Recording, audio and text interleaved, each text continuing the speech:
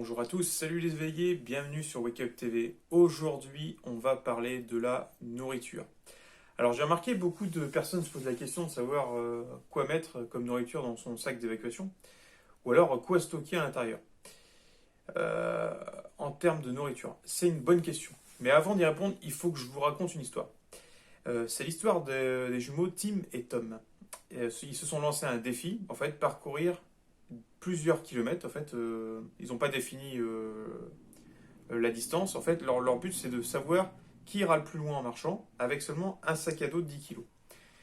Donc, ils ont deux stratégies différentes, hein. Alors, du coup, Tim, en fait, décide de mettre 10 kilos de pommes dans son sac à dos. Et Tom, lui, a une autre réflexion. Il se dit qu'il va prendre 5 kilos de nourriture en conserve et 5 litres d'eau. Voilà. Donc, d'après vous, qui de Tim ou de Tom va faire le plus de chemin?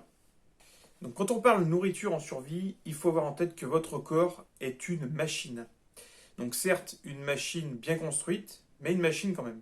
Donc, pour fonctionner correctement, cette machine a besoin de carburant et de refroidissement.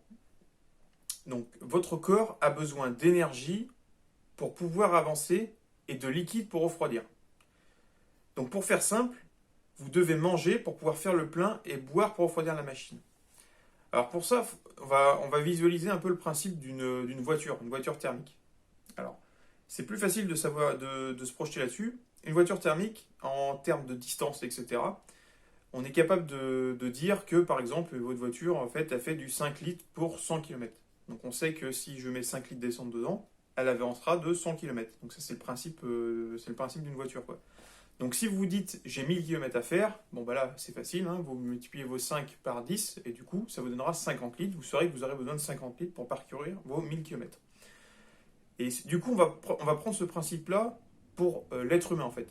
Donc en gros avant de définir en fait que ce soit des kilos de nourriture, etc. Il faut que vous définissiez déjà vous-même votre carburant en fait. Qu'est-ce qui définit votre carburant? Comment on calcule le carburant, etc. Donc à partir de là, on se rend compte que en fait, c'est très difficile de savoir quoi on est dans votre sac à dos en termes de kilos de nourriture. Donc, pour cela, on ne va pas penser en kilos, mais on va penser en calories, parce que c'est le carburant de l'être humain en fait. Ça sera plus facile. Donc si ça vous aide, par exemple, voilà, vous savez que votre voiture, en fait, avec 50 litres, vous ferez vos 1000 km. Donc ça, c'est facile à savoir. On va utiliser le même principe, en fait, pour l'être humain. Donc, un homme standard, sans activité physique, il dépense en moyenne. Donc pour calculer le truc, il faut multiplier votre taille en centimètres par 6,25, additionner les résultats. Par exemple, vous pesez 65 kg, vous mesurez 1m70. Bon voilà, 1m70 divisé par 650 plus 1062,5. Ça fait en gros 1712,5. Vous multipliez votre âge par 5 et retirez ce chiffre du résultat précédent. Donc 40 fois 5 égale 200. 1712,5 moins 200, ça vous fait du 1512,5. En gros, un homme standard d'un mètre 70, 65 kg, il va dépenser 1512 kilocalories par jour en ayant une activité normale, quoi. C'est-à-dire vraiment sans activité physique intense, etc. Donc en situation de survie, il faut compter le double. Donc à peu près 3000 kilocalories par jour. Donc quand vous avez calculé ce truc-là, c'est beaucoup beaucoup plus facile maintenant de savoir ce que vous allez mettre dans votre sac. Parce qu'en gros, on n'est plus dans l'histoire de kilos en fait. Maintenant on est dans l'histoire de kilocalories. Donc en fait, si vous partez pour une journée, dans votre tête, votre sac va vous servir pour une journée de 24 heures. Donc vous devez avoir 3000 kilocalories dans votre sac à dos. Donc c'est beaucoup plus facile parce qu'après, vous allez plus facilement pouvoir savoir ce que vous allez mettre dedans en ayant dans la tête le nombre de kilocalories que vos aliments doivent contenir. Et là, tout devient plus facile.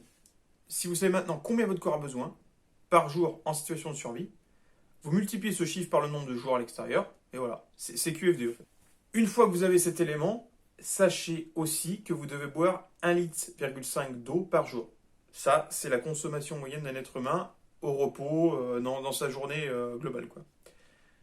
Donc, il faut savoir qu'en situation de survie, il faut doubler en fait. Donc vous allez être aux alentours des 3 litres d'eau par jour et par personne en fait. Il existe beaucoup de possibilités de nourriture à mettre dans votre sac à dos. Donc ça va aller du stérilisé, lyophilisé, en passant par des rations dites de combat, rations d'urgence, etc. Donc chaque type de nourriture a en fait ses avantages et ses inconvénients. Voilà.